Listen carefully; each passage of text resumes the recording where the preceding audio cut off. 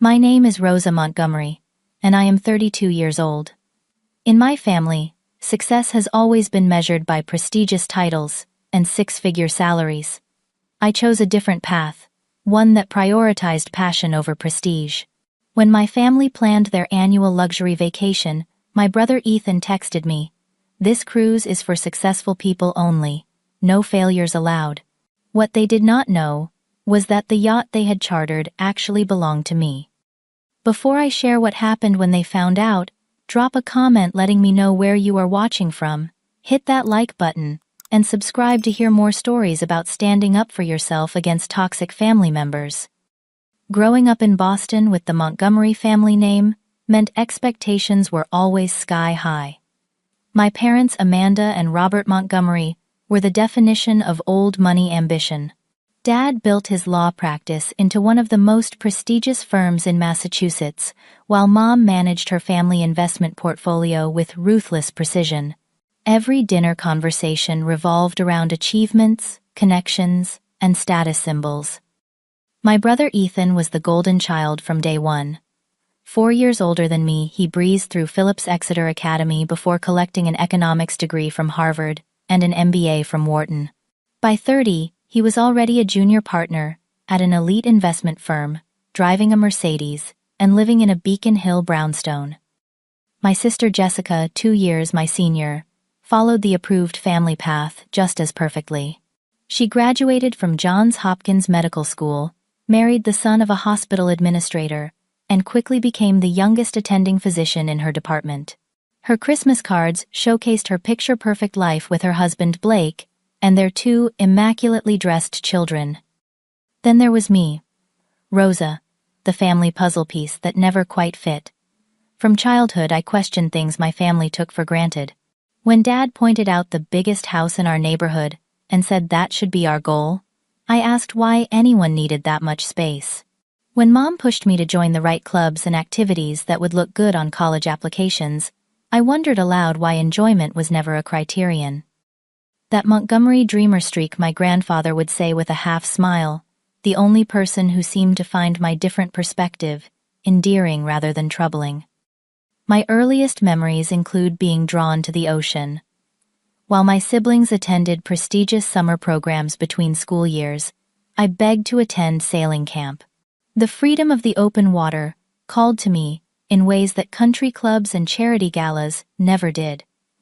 By 14, I knew more about yacht models and cruise destinations than anyone in my family. Boats are hobbies, Rosa, not careers, my father would say dismissively whenever I brought up my interest in the maritime or hospitality industries. Montgomerys run businesses, they do not serve on them. The first time I was officially labeled the family disappointment came during my sophomore year of high school.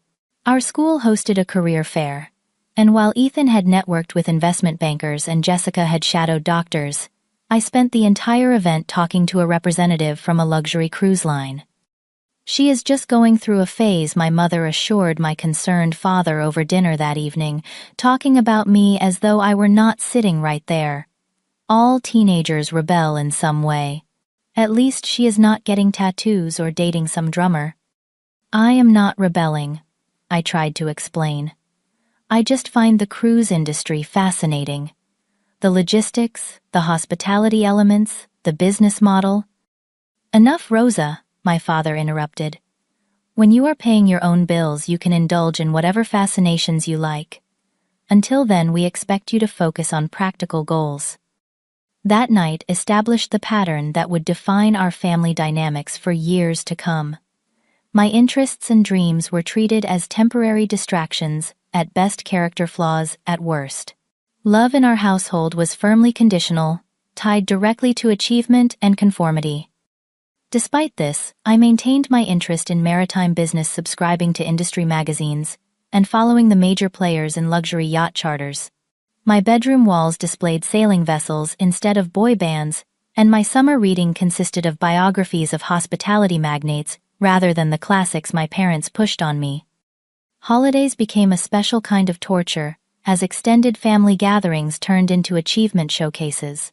Aunt Patricia would inevitably ask, "And what about Rosa? still interested in those boats with the same tone someone might use to discuss a child pretending to be a superhero.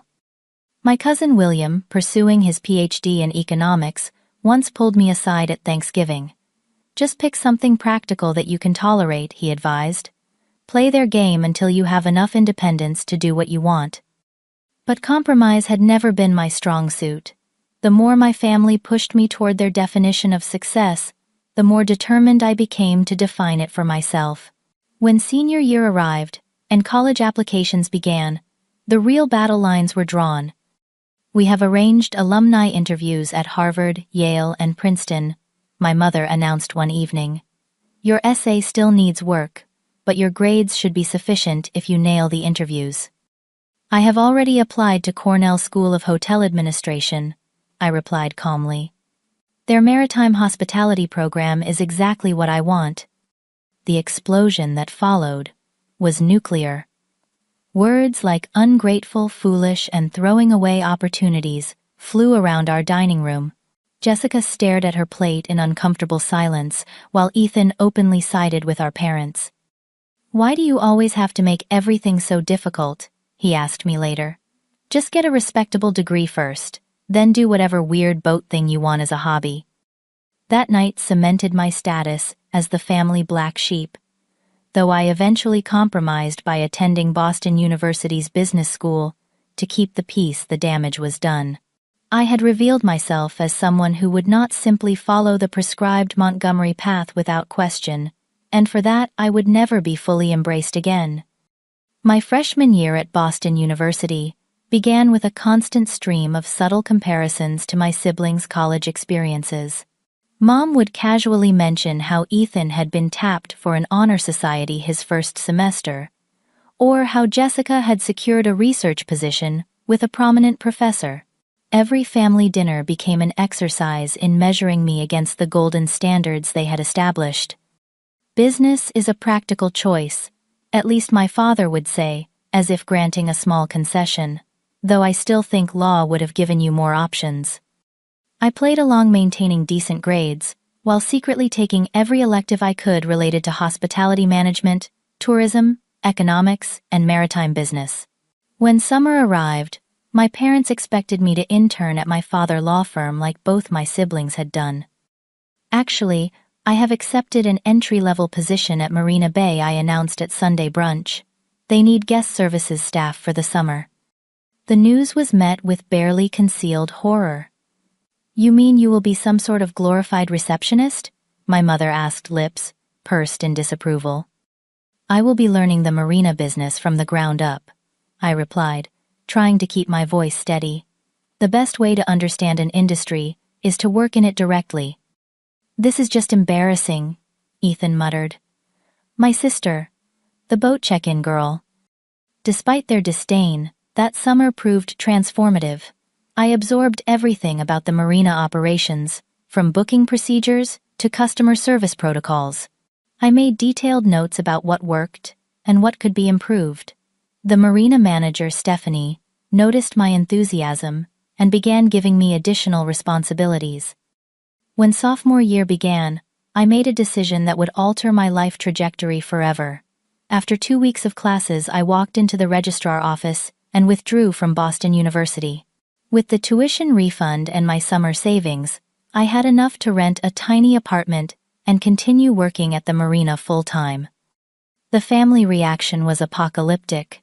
My father threatened to cut me off completely. My mother cried about the shame of telling her friends. Ethan called me an ungrateful brat who was throwing away my potential out of spite. Only Jessica showed a glimmer of understanding. "Are you sure this is what you want?" she asked during a rare private conversation. "It is going to be a hard road." I am sure I told her. I would rather struggle doing something I love than succeed at something that makes me miserable. True to their word, my parents ceased financial support. The next 2 years were lean but educational. I moved from Marina Bay to a position at Boston Harbor Yacht Club, then to an assistant role at a luxury charter company. Each job taught me something new about the business, while expanding my network in the industry. My family assumed I was just scraping by. In reality, I was building valuable experience and connections. I lived simply investing most of my earnings back into maritime business courses and saving the rest. My apartment was sparse but functional, my wardrobe practical rather than fashionable. To my status-conscious family, these were all signs of failure. The turning point came during my third year working in the industry. I had moved up to charter coordinator at Blue Water Yachts, one of the premier luxury yacht charter companies on the East Coast. The owner, Harold Whitaker, was a maritime industry legend in his 70s with no children or obvious successor. Harold took notice of my detailed improvement suggestions and innovative marketing ideas. Unlike my family, he saw my passion for the business as an asset rather than a liability. He began inviting me to sit in on executive meetings, asking for my input on strategic decisions. "You have good instincts, Rosa," he told me, after I had coordinated a particularly complex charter for some demanding international clients. "And you understand this business is about more than just boats. It is about creating experiences, managing expectations, and solving problems before they arise." When Harold offered to mentor me more formally, I jumped at the opportunity. For the next 2 years, I shadowed him through every aspect of the business, while continuing to excel in my regular duties. I learned about fleet management staff, training, financial planning, and client relations from one of the best minds in the industry. What my family did not know during those years of dismissing my career as Rosa playing with boats was that I was quietly becoming Harold Whitaker protégé. When he confided that he was considering retirement but worried about his company legacy, I gathered my courage and presented him with a detailed succession plan that included me eventually taking over the business. "You want to buy me out?" he asked, eyebrows raised in surprise. "Eventually, yes," I replied. "I have been saving, and with the right financing plan over time, I believe I can do it. I would preserve your legacy while bringing new ideas to keep Blue Water competitive for decades to come." Harold considered my proposal seriously, and after months of discussion with his financial advisors, we structured a deal. He would gradually transition ownership to me over 5 years, with me working as Chief Operating Officer during the transition. The arrangement included performance benchmarks that would adjust the purchase price based on company growth under my leadership. By the time I turned 30, I was effectively running Blue Water Yachts, though Harold remained the public face of the company. Our partnership flourished, as my innovations increased bookings by 28%, and expanded our fleet from 12 to 18 vessels. Harold's decision to step back and trust me had paid off for both of us. Throughout this professional transformation, I maintained a strategic silence about my rising success with my family. During rare family gatherings, I answered questions about my work, vaguely allowing them to maintain their assumption that I was still struggling in an entry-level position. I knew that sharing my accomplishments would only be met with skepticism or attempts to take credit for my success, despite their lack of support. "Still working with those boats?" my father would ask dismissively at holiday dinners.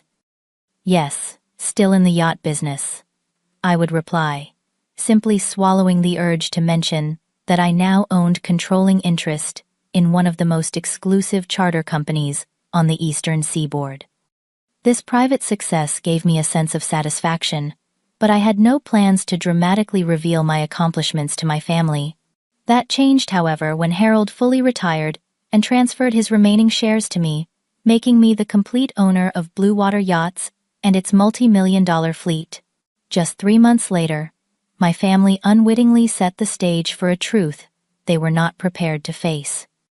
The Montgomery family annual vacation tradition began when I was 12, ostensibly as a way to strengthen family bonds away from work pressures.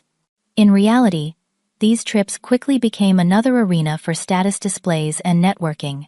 My parents always chose destinations that combined luxury with strategic social opportunities, from Aspen ski lodges, frequented by business partners, to Mediterranean resorts, where they could accidentally bump into potential clients. Despite the underlying agenda, I had always been included in these family trips. Even during the worst of our disagreements about my career path, vacation invitations remained a constant, though often accompanied by lectures about how the trip was possible thanks to the practical career choices my parents and siblings had made.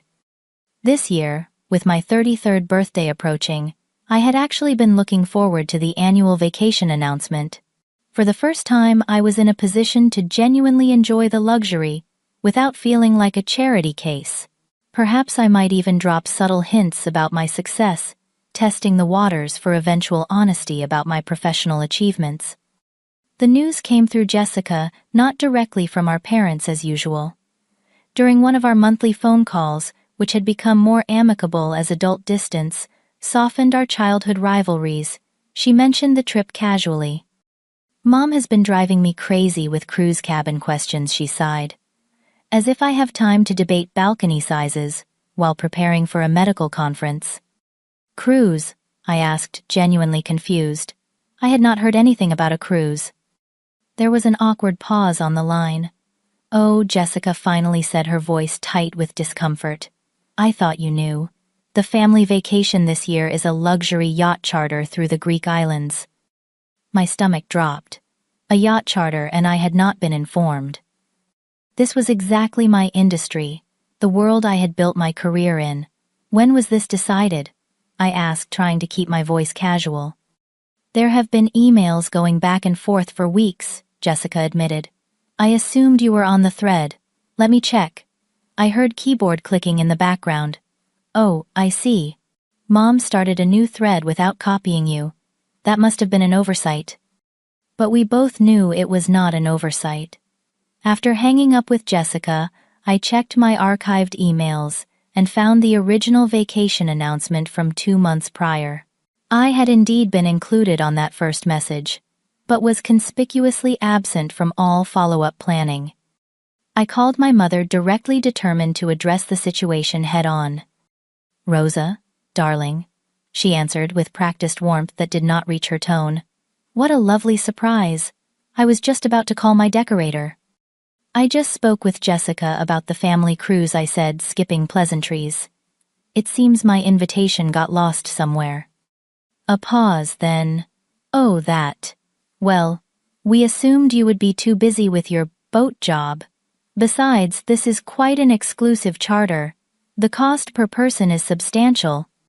"I see," I replied, my voice cooling. "So, this is about money. You think I cannot afford to contribute my share?"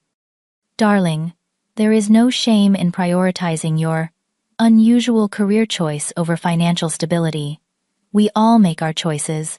Her condescension was palpable. "This cruise is really more suited to professionals at a certain level.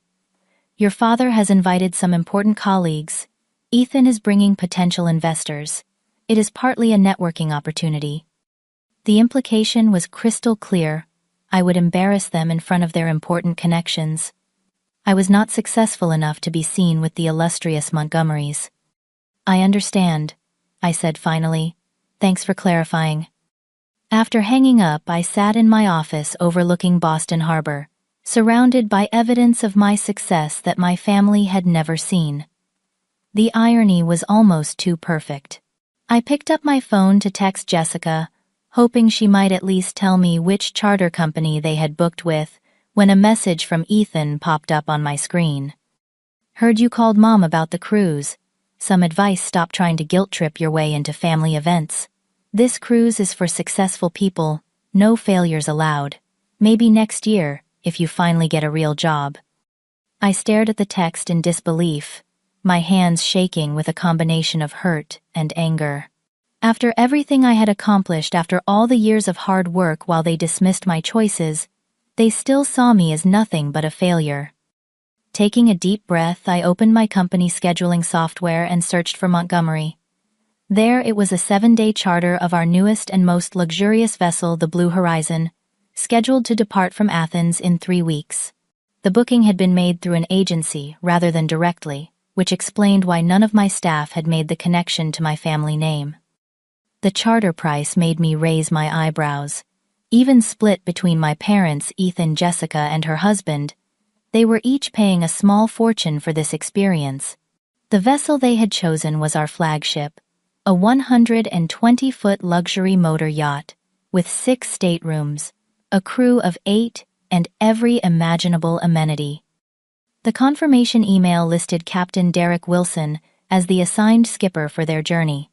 Derek had been with Blue Water for 5 years and was one of my most trusted captains.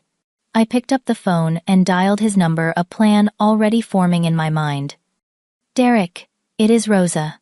Are you in the office today? There is something important I need to discuss about your upcoming Athens charter." As I hung up, I felt a strange calm settle over me. After years of allowing my family to believe what they wanted about my career, it was finally time for the truth. Not out of spite or revenge, but because continuing to hide my success was becoming more damaging than revealing it.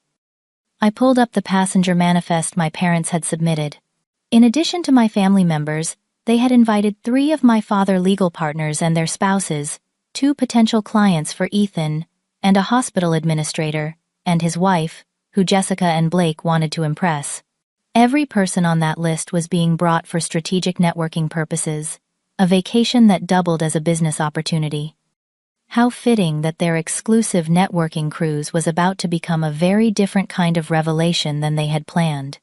I sat back in my leather chair looking at the model of the Blue Horizon, displayed prominently on my bookshelf, and allowed myself a small smile. In 3 weeks, the Montgomerys would finally learn what success really looked like. The days following my discovery of the family cruise exclusion passed in a blur of conflicting emotions. Initial hurt gradually transformed into something more complex, a mixture of righteous indignation and unexpected opportunity. I oscillated between wanting to simply call my family out on their cruelty and the more dramatic option of revealing my success in person on the yacht. I needed an outside perspective, so I called my closest friend Madison for lunch at our favorite waterfront restaurant. Madison had been my roommate during my brief college stint, and unlike my other university connections, she had stuck by me when I dropped out. As the daughter of working-class parents who had built a successful landscaping business, she understood both the value of practical experience and the prejudice faced by those who chose unconventional paths to success. "They did what?" Madison exclaimed after I explained the situation, nearly choking on her iced tea. "And your brother actually texted that, after everything you have accomplished." To be fair, they have no idea what I have accomplished. I reminded her, pushing my salad around with my fork. That is partly on me for never correcting their assumptions. "No, Rosa. Do not do that. Do not take responsibility for their judgment," Madison said firmly. "You kept your success private because they never showed genuine interest in your life. That is on them." Maybe I conceded. But now I have a decision to make. Do I just let it go, or do I finally show them who I have become? Madison considered this, twirling a strand of her auburn hair, as she always did when thinking deeply. "What outcome are you hoping for? Reconciliation, revenge? Because those require different approaches." Her question made me pause. What did I want? The fantasy of seeing their shocked faces held a certain appeal, but vindictiveness had never been my nature. "I want recognition," I said finally. "Not necessarily praise or apologies, just acknowledgement that my path was valid, that success comes in different forms, that they were wrong about me." "Then, I think you know what you need to do," Madison replied. "But whatever you decide, do it for yourself, not for them." That evening, I sat on my apartment balcony, overlooking the harbor where several Blue Water yachts were docked, including a sister ship to the Blue Horizon that my family would soon board in Greece. The Mediterranean sunset would look quite different from this Boston twilight. But the vessels themselves were identical, down to the hand-selected artwork in each cabin. I thought about years of dismissive comments, of being the family disappointment of achievement-oriented love that always felt just out of reach. I thought about Harold Whittaker's belief in me, when my own family had none, about the business we had built together, about the respect I had earned in an industry I truly loved. And I made my decision. The next morning, I called Captain Derek into my office and closed the door. Derek was in his 50s, a former Navy officer with salt and pepper hair, and the quiet confidence of someone who had navigated both literal and figurative storms with equal skill. "I need to discuss the Montgomery Charter," I began, then hesitated, unsure how to explain the complicated situation. "Your family, right?" Derek said, with a knowing look. "Stella in bookings mentioned the connection, but she was not sure if you were aware." "Yes, they are my family," I confirmed. "But they do not know I own Blue Water. In fact, they think I am still struggling in some entry-level position. They have specifically excluded me from this trip because they do not consider me successful enough to join them." Derek's eyebrows shot up, but his professional demeanor remained otherwise intact. "That presents an unusual situation. How would you like to handle it?" I laid out my plan. I would fly to Athens, ahead of the scheduled departure, and be aboard when my family arrived. Derek would greet them normally, get them settled, and at an appropriate moment, introduce me not as a family member, but as the owner of Blue Water Yachts. "Essentially, I want to be revealed as their host, not crash their party as an uninvited guest," I explained. "It is important to me that this is handled with dignity. No big confrontation, just a simple statement of fact." Derek nodded thoughtfully. "We can certainly arrange that, Miss Montgomery. The crew will be discreet. Would you like to stay in the owner suite?" "No," I decided. "Prepare it as usual for my parents. I will take one of the standard staterooms. This is not about displacing anyone or creating discomfort. It is just about finally being honest."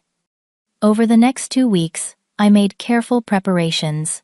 I arranged for my second-in-command, Natalie, to handle operations in my absence. I forwarded Derek documentation, confirming my ownership status to have on hand in case my family accused me of lying. I selected a wardrobe that was professional and elegant, without being flashy, wanting to project success rather than rub it in their faces. The night before my flight to Athens, doubt crept in. Was I making a mistake? Would this revelation heal old wounds, or create new ones? I called Madison in a moment of uncertainty. "I keep wondering if I should just let it go," I confessed. "Maybe confronting them like this is petty." "Rosa, listen to me," Madison said firmly. "Standing up for yourself is not petty. You are not planning some elaborate revenge. You are simply refusing to hide your success any longer. That is healthy, not petty." Her words steadied me, and the next morning, I boarded a flight to Athens with a mixture of anxiety and resolve. The 13-hour journey gave me plenty of time to rehearse what I would say, how I would react to their surprise, whether I would accept inevitable accusations of deception. By the time I landed in Athens, exhaustion had temporarily dampened my emotional turmoil. I checked into a hotel for one night to recover from jet lag before the confrontation. Lying in bed staring at the unfamiliar ceiling, I reflected on how far I had come from the young woman who had defied her family to follow her passion. Whatever happened tomorrow, I had built something meaningful. That truth existed independent of their recognition or approval. The following morning, I took a taxi to the marina, where the Blue Horizon was docked, its sleek white hull gleaming in the Mediterranean sun. Captain Derek greeted me at the gangway with a respectful nod. "Everything is prepared, according to your specifications, Miss Montgomery. Your family is scheduled to arrive at 2 this afternoon." I boarded the vessel that represented years of my hard work and vision, running my hand along the polished teak railing. The crew welcomed me warmly, having been briefly informed of the unusual situation without unnecessary details. "Thank you all for your discretion today," I told them during a quick meeting in the main salon. "This is a personal matter, but I appreciate your professionalism." With 4 hours until my family arrived, I settled into my stateroom, changing into a simple but elegant white linen dress and subtle gold jewelry. I took care with my appearance, not out of vanity, but as armor. Looking my best would help me feel my strongest when facing the people who had always made me feel inadequate. As the appointed hour approached, I positioned myself on the upper deck, partly concealed but with a clear view of the marina entrance. My heart pounded as I spotted them in the distance, a group of expensively dressed people approaching with the entitled confidence of those accustomed to luxury. The moment of truth had arrived. From my vantage point on the upper deck, I watched my family approach the marina. They moved as a well-dressed unit, my father leading the way in designer sunglasses, and a linen suit my mother beside him, in a flowing resort dress that probably cost more than most people's monthly salary. Behind them came Ethan talking animatedly to two men, who must be his potential investors, gesturing with the practiced charm he reserved for networking opportunities. Jessica and her husband Blake followed herding their two children, who despite the heat, were immaculately dressed in coordinating outfits. The dock attendants hurried to take their luggage, and I noticed Ethan barely acknowledging the young man who struggled with his oversized suitcase. My father handed out crisp $20 bills as tips, with the slightly exaggerated gesture of someone who wants to be seen as generous, rather than actually being generous. "This is the vessel here, sir," the marina manager directed them toward the blue horizon. "Captain Wilson is expecting you." "Magnificent," my father declared loudly enough for everyone nearby to hear. "Exactly what I expected for what we are paying." My mother peered at the yacht through her designer sunglasses. "I just hope the interior lives up to the website photos. One never really knows with these charter companies." I had to suppress a smile. Blue Water was known for vessels that exceeded the marketing materials, a policy I had personally implemented after taking over operations. Captain Derek appeared at the gangway in his formal whites posture, perfect, the consummate professional. "Welcome to the Blue Horizon, Mr. and Mrs. Montgomery. We are honored to have you aboard." "Thank you, Captain," my father replied, with the slightly condescending tone he always used with service professionals. "I understand. This is your newest vessel. We expect the very best for our journey." "Indeed, sir. Blue Horizon is the flagship of the fleet. If you will all come aboard, we can begin the welcome procedures and orientation." The family filed up the gangway, the children momentarily dropping their practiced decorum to express excitement about boarding the giant boat. Once they were all assembled on the main deck, Captain Derek began his standard welcome speech. "Before we show you to your accommodations, I should mention that we have a special circumstance on this voyage," Derek announced. "The owner of Blue Water Yachts happened to be in Athens on business, and has joined us for your departure." The owner, my father perked up immediately, entrepreneurial interest peaked. "Well, that is a pleasant surprise. Always good to meet successful people in different industries." "Yes, networking opportunities are everywhere," Ethan agreed, straightening his already perfectly straight tie. "I would be happy to introduce you," Derek replied smoothly. "Miss Montgomery, would you care to join us?" I took a deep breath and descended the stairs from the upper deck, emerging into full view of my family. For 3 heartbeats there was only confusion on their faces, their brains struggling to process my unexpected presence. Then one by one comprehension dawned. "Rosa," my mother finally managed her voice, a mixture of confusion and displeasure. "What are you doing here?" Before I could answer, Captain Derek continued with impeccable timing. "Miss Rosa Montgomery, owner and CEO of Blue Water Yachts. Welcome aboard your yacht, Miss Rosa." The silence that followed was absolute. Even the children seemed to sense the dramatic shift in atmosphere. My father's mouth opened and closed without producing sound. My mother gripped her designer handbag so tightly her knuckles whitened. Ethan stared at me with naked disbelief that quickly morphed into suspicion. "There must be some mistake," my father finally said, laughing uncomfortably, and glancing at his business associates. "Rosa works for a yacht company, she does not own one." "No mistake," Mr. Montgomery, Derek replied. "Miss Rosa has been the controlling owner of Blue Water Yachts for nearly 3 years now, and was chief operating officer for 2 years before that." "That is absurd," Ethan interjected. "This is some kind of joke. Or, she has put you up to this for some reason." I finally spoke, keeping my voice calm and professional. "It is not a joke, Ethan. I have been building my career in this industry for the past decade, while you all assumed I was just, what did you call it, playing with boats. But you never said anything." My mother accused, recovering her composure enough to go on the offensive. "You deliberately misled us. Did I? I asked mildly. When was the last time any of you asked about my career with genuine interest?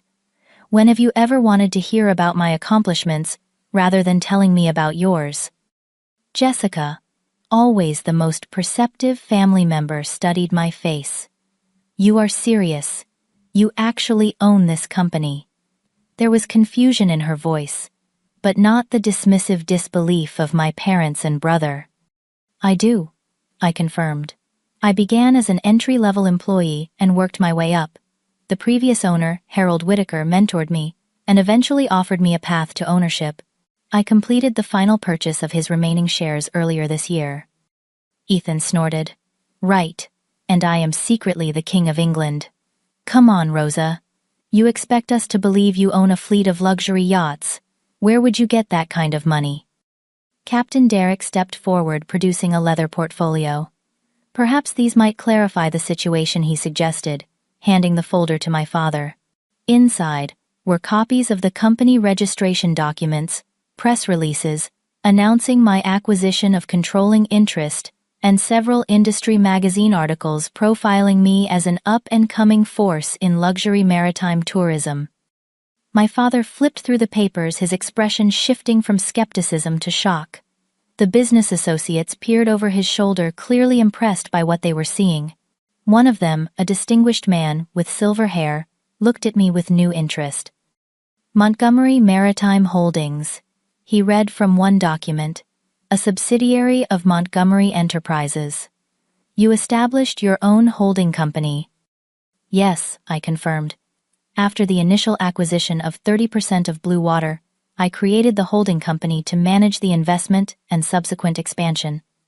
Expansion, my father echoed weakly. We have added 6 vessels to the fleet in the past 3 years and opened new bases in the Caribbean and South Pacific. I explained, warming to the familiar business discussion, despite the bizarre circumstances. Revenue has increased by 42% under my leadership. The business associates were now looking at me with undisguised admiration, while my family continued to process the revelation.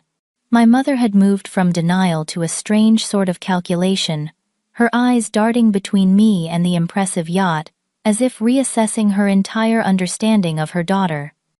Well, she finally said with a tight smile, this is certainly surprising. You might have told us, Rosa.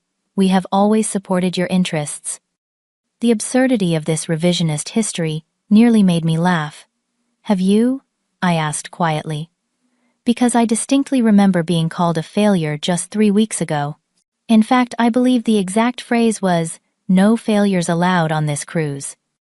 Ethan had the grace to flush red at the reference to his cruel text. The potential investors he had brought along were now eyeing him with noticeable coolness. That was a misunderstanding, he muttered. Obviously, I did not have all the information. Obviously, I agreed. Now, shall we continue with the boarding? The crew will show you to your staterooms, and we can depart on schedule. Unless, of course, my presence makes anyone uncomfortable. This is, after all, supposed to be your exclusive family vacation. The pointed reminder of their deliberate exclusion hung in the air. My father, ever the pragmatist, quickly shifted to damage control mode. Nonsense, he declared, with forced joviality. This is a wonderful surprise. Our daughter, the successful business owner. Of course we want you to join us. The others murmured agreement, though the atmosphere remained thick with tension. As Captain Derek directed the crew to begin showing everyone to their accommodations, I noticed Jessica lingering behind. You really did it, she said when we were relatively alone. You really built something on your own terms. I did, I confirmed. And I am proud of it, even if it is not a traditional Montgomery-approved career. Jessica glanced toward the others, disappearing into the yacht interior, then back at me. I wish I had known. All these years we thought. I know what you thought, I said, not unkindly. That is partly why I am here now. It was time for the truth. She nodded slowly. For what it is worth, I am sorry. About the exclusion, about never really seeing you. It was a small olive branch, but a genuine one. As we followed the others into the yacht interior, I felt the first hint that this revelation might lead to something healing, rather than merely satisfying. The next 7 days would tell whether the Montgomerys could adapt to a new family narrative, one where success was not defined solely by their narrow parameters. The first evening aboard the Blue Horizon unfolded in a fog of awkward interactions and forced pleasantries. Dinner was served on the aft deck, the stunning Athenian sunset providing a backdrop that even my shell-shocked family could appreciate. The yacht chef had prepared a Mediterranean feast, but conversation remained stilted as everyone adjusted to the dramatic shift in family dynamics. My father, ever the lawyer, attempted to take control of the narrative by pivoting immediately to business discussions. "So Rosa," he began between courses, swirling his wine with practiced nonchalance, "tell us about your company structure. How many employees do you manage? What is your annual revenue?" The questions were asked in the same tone he might use when quizzing a junior associate at his firm, simultaneously acknowledging my position while attempting to establish himself as the more knowledgeable party. "We have 62 full-time employees and about 40 seasonal staff," I replied evenly. "As for financials, we are a private company, so I prefer not to discuss specific numbers at the dinner table." I smiled to soften the rebuff. Industry standards would put a company of our size and fleet composition in the upper quartile of luxury charter operations. One of his law partners, Arthur, leaned forward with genuine interest. "Impressive for someone your age. Did you have investors backing you initially?" "I started with traditional financing for the first phase of acquisition, then leveraged the company performance to secure more favorable terms for subsequent purchases," I explained. The previous owner, Harold, also agreed to a graduated buyout structure that allowed for organic growth to fund part of the transition. As the conversation continued, I noticed Ethan growing increasingly uncomfortable. While my parents were adapting their perception of me in real time, repositioning themselves as supportive all along, Ethan could not so easily escape his explicit dismissal of my career. "I need to check in with the office," he announced abruptly, pushing away from the table and retreating to his stateroom. After dinner, the group dispersed around the yacht. The business associates gravitated toward the Sky Lounge for cognac. The children were settled into bed, and I found myself alone on the bow, watching the lights of Athens twinkle in the distance. Footsteps approached, and my mother appeared beside me, designer wrap draped artfully over her evening dress. "This is all quite dramatic, Rosa," she said, her voice carrying that familiar note of disapproval, thinly disguised as concern. "Was it really necessary to surprise us this way? You could have simply told us about your success." I turned to face her directly. "Would you have believed me without seeing it firsthand?" She hesitated, then sighed. "Perhaps not immediately, but this ambush feels calculated. Like excluding your daughter from a family vacation because you deemed her unsuccessful," I countered quietly. My mother had the decency to look uncomfortable. "That was not my decision alone. Your father felt your presence might be complicated with his colleagues aboard." "Because I was the family failure," I finished for her. "We never used that word," she protested weakly. "Ethan did. Explicitly. In writing." She looked away, unable to defend this point. "Your brother has always been competitive. He did not mean it literally."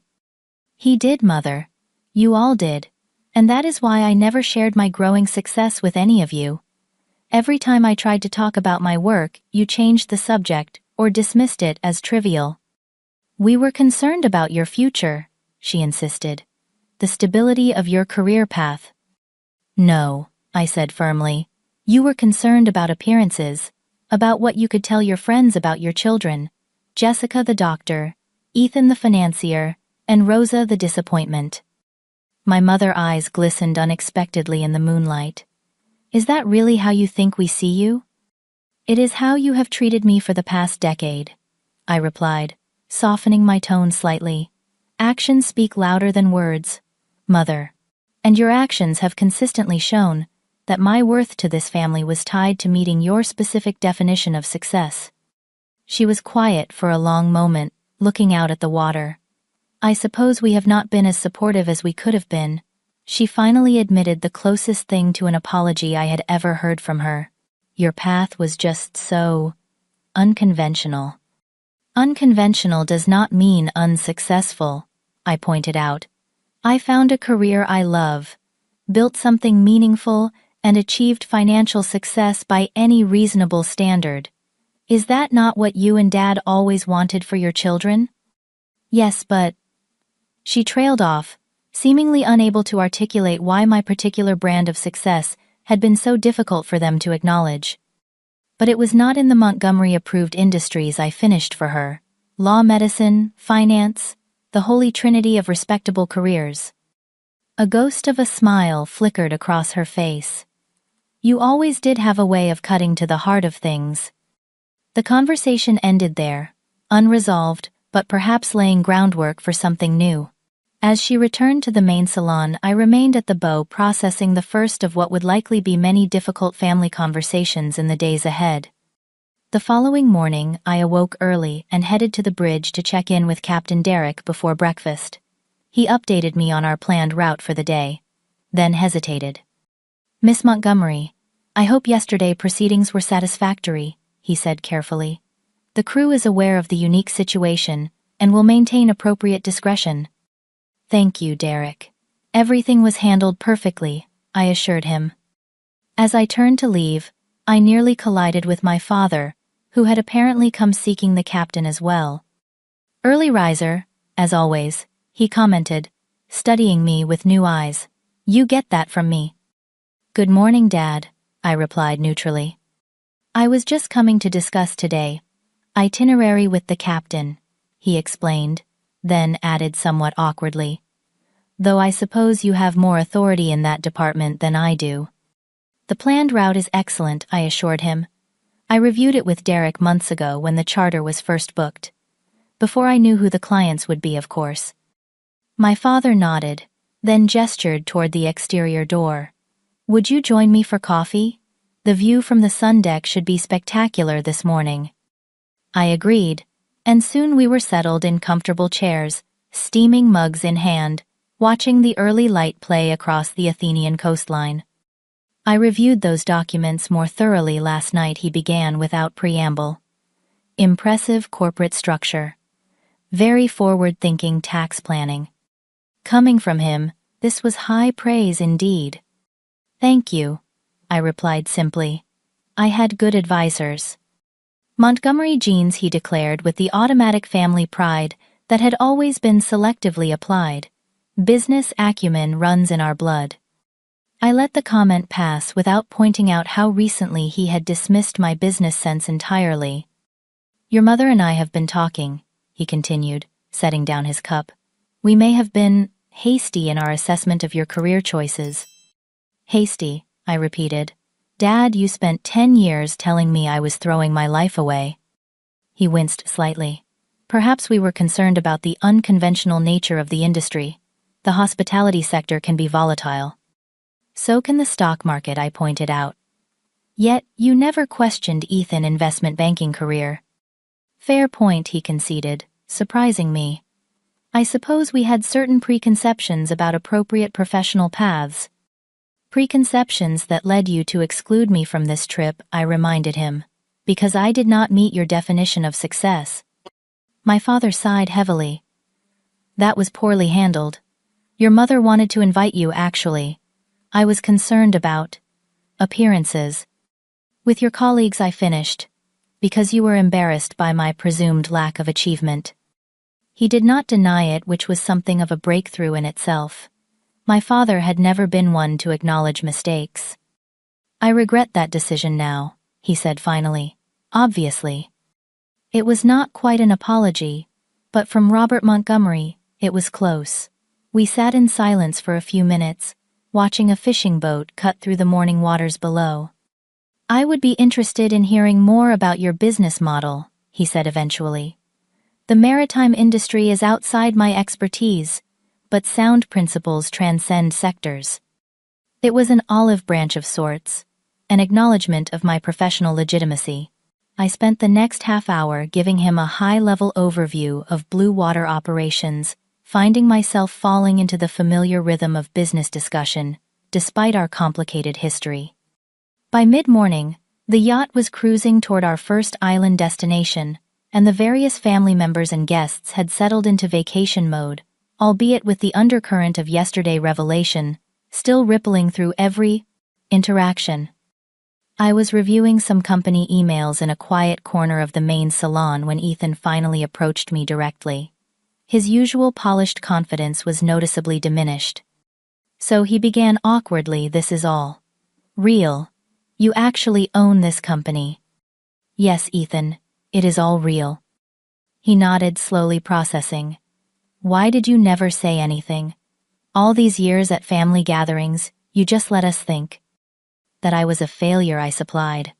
"Perhaps because every time I tried to talk about my work you made some dismissive comment about Rosa and her boats, or changed the subject entirely." "I did not think you were serious about it," he defended. "How was I supposed to know you were building an actual career?" "You could have asked," I pointed out, with genuine interest rather than judgment. "Fair enough," he admitted, surprising me. Ethan rarely conceded any point, but the secrecy seems excessive, almost like you wanted us to underestimate you. I considered this. I did not plan to keep my success secret forever, but after years of judgment, it became easier to avoid the topic than to fight for recognition. And yes, perhaps there was some satisfaction in knowing I was succeeding despite your low expectations. Ethan's expression darkened slightly. "So, this whole revelation was what revenge for us not taking you seriously?" "No," I replied firmly. "It was simply time for the truth. I am not ashamed of what I have built, and I am tired of pretending to be less successful than I am to spare your egos." "Our egos," he repeated incredulously. "You think that is what this is about?" "Isn't it?" I challenged. "You have defined yourself as the successful son for so long that the idea of your little sister out-earning you is threatening." His face confirmed my assessment before he could compose himself. "That is ridiculous.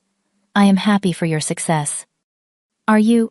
I asked quietly, because your text about no failures allowed suggested otherwise. Ethan had the grace to look genuinely uncomfortable. I should not have said that. It was childish." "It was cruel," I corrected, "and revealing of how you really see me." He ran a hand through his carefully styled hair, momentarily disheveling his polished appearance. "I do not know what you want me to say, Rosa. Yes, I was an ass. Yes, I underestimated you. Congratulations on proving me wrong." The bitterness in his tone suggested we had a long way to go before reaching any genuine reconciliation. Unlike my parents, who were already revising history to claim they had supported me all along, Ethan could not so easily escape his explicitly documented disdain. "I do not want your congratulations, Ethan," I said finally. "I just want basic respect as your sister, and as a professional. The same respect I have always given you despite our different paths." He nodded curtly and walked away, our conversation unresolved but at least acknowledged. One by one, the family facades were cracking, revealing the complex truth beneath years of performance and pretense. That evening, as we anchored in a picturesque bay off Hydra, I hosted a formal dinner for all the guests. As owner of the vessel, it was technically my place to act as host, a role that visibly discomforted my father, who was accustomed to being the patriarch at all family gatherings. The meal began with awkward politeness, but as wine flowed, and the beauty of our surroundings worked its magic, genuine conversation gradually emerged. One of the business associates asked about my journey from entry-level to ownership, and for once my family listened as I shared the story of my career path. "The previous owner, Harold, became a true mentor," I explained. "He taught me that luxury is not about opulence, but about anticipating needs before they are expressed, about creating experiences rather than just providing services. That philosophy shows in every aspect of this vessel," one of the wives commented approvingly. "The attention to detail is remarkable." "Thank you," I replied with genuine pleasure. We redesigned many aspects of the guest experience based on feedback and observation, Even small changes can significantly enhance guest satisfaction. Rosa always did notice the details others missed, Jessica offered unexpectedly. Even as children, she was the one who remembered everyone's preferences and tried to make things special. This small acknowledgement from my sister touched me more deeply than I had anticipated. It was the first time in years that anyone in my family had recognized one of my strengths without qualification or comparison. As dessert was served, my father unexpectedly raised his glass. "I think a toast is in order," he announced. "To Rosa, whose determination and vision have clearly created something exceptional." The Montgomery spirit of excellence continues, even if through unexpected channels. It was not a full acknowledgement of their past dismissal, but it was a public recognition of my achievement. The others raised their glasses, echoing the sentiment with varying degrees of sincerity. "And to family," I added, raising my own glass. "May we learn to see and appreciate each other for who we truly are, not just who we expect each other to be." The toast hung in the air, both celebration and challenge. As the evening progressed, I observed the subtle shifts in family dynamics, the first tentative steps toward a new equilibrium. Nothing was resolved in a single day, but the fortress of family mythology had been breached, allowing truth to begin its slow, transformative work. The final morning of our cruise found me alone on deck at dawn, watching the sun rise over the Aegean. After 6 days at sea together, my family and I had reached a fragile new understanding. Not quite reconciliation, but a dismantling of old patterns that created space for something potentially healthier. My mother had gradually shifted from defensiveness to a tentative pride in my accomplishments, though she still occasionally slipped into comments about how I might have mentioned my success earlier. My father had moved into full incorporation mode, speaking about my business as if he had always supported my maritime ambitions and offering unsolicited advice about expansion opportunities. Ethan maintained a certain distance, his competitive nature struggling with the revelation that his failure sister had built something truly impressive. Only Jessica seemed to engage with genuine openness, asking thoughtful questions about my journey and acknowledging the family patterns that had driven us apart. During a private moment walking together on Santorini, she had admitted, "I always envied your courage to pursue what you loved, even when no one supported you." "You did?" I had asked, genuinely surprised. "My path was the safe one," she confessed. "The approved one.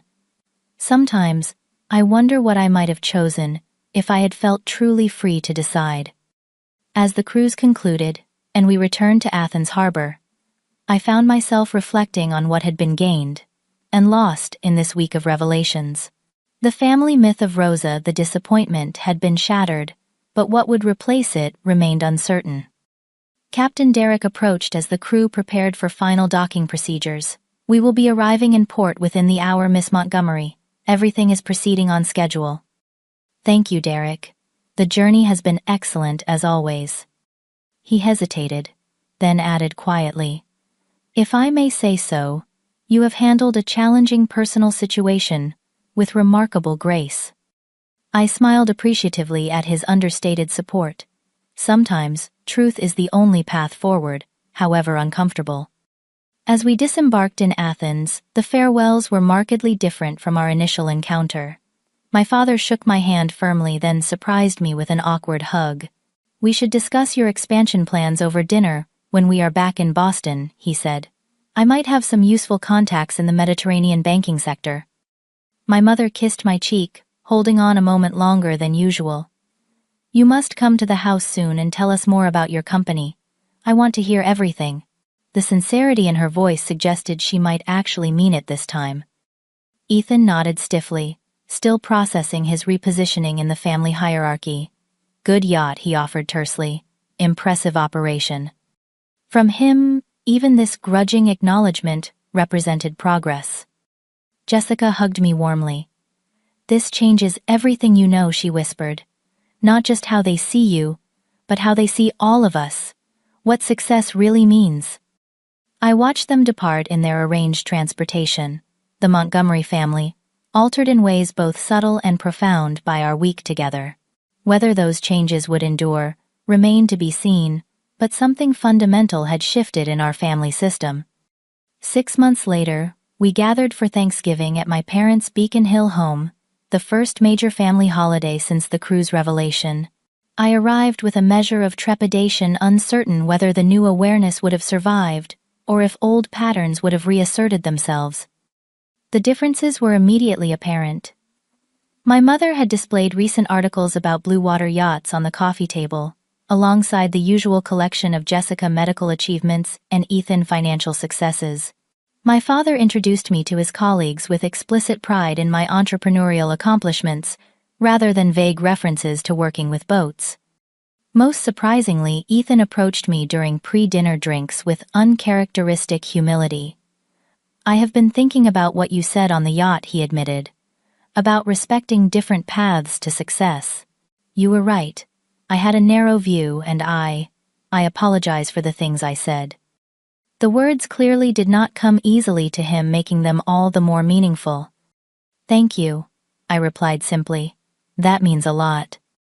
The dinner conversation reflected our evolving dynamic. Instead of the traditional Montgomery achievement recitations, my mother encouraged more balanced sharing.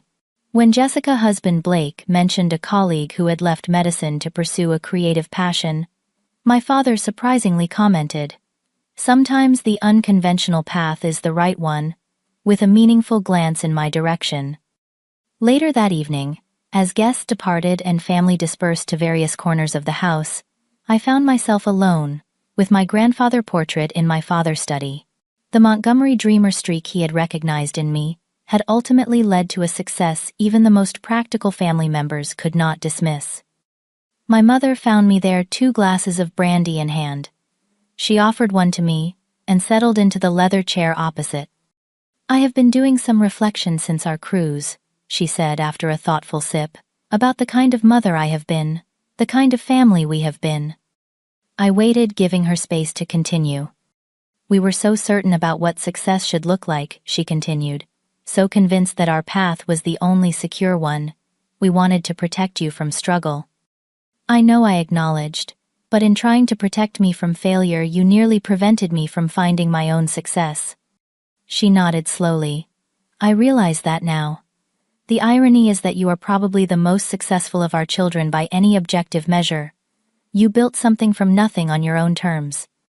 The acknowledgement so long withheld washed over me with unexpected emotion. "Thank you for seeing that," I said quietly.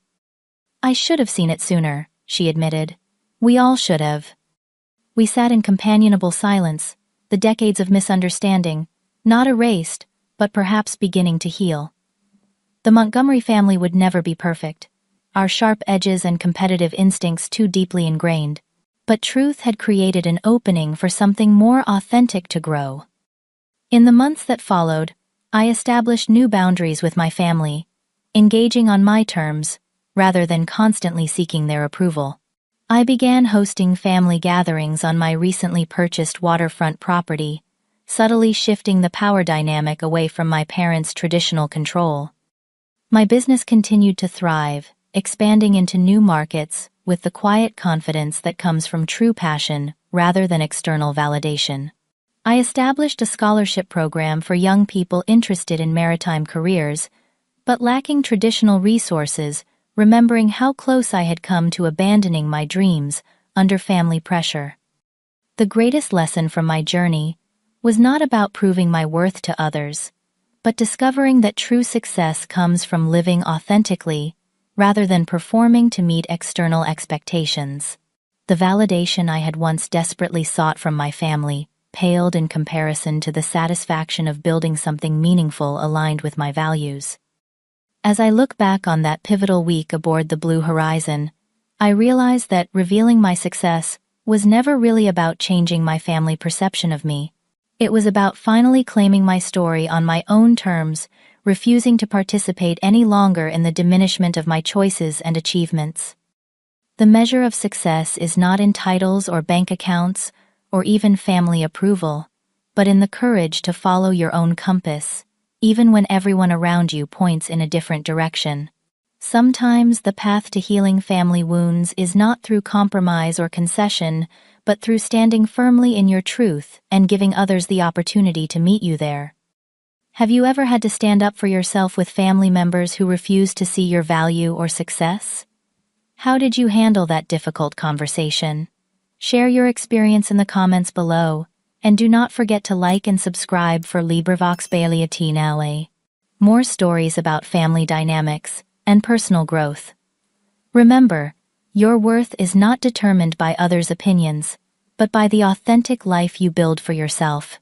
Thank you for joining me on this journey of self-discovery and family reconciliation. Until next time, be proud of your unique path to success, whatever that looks like for you.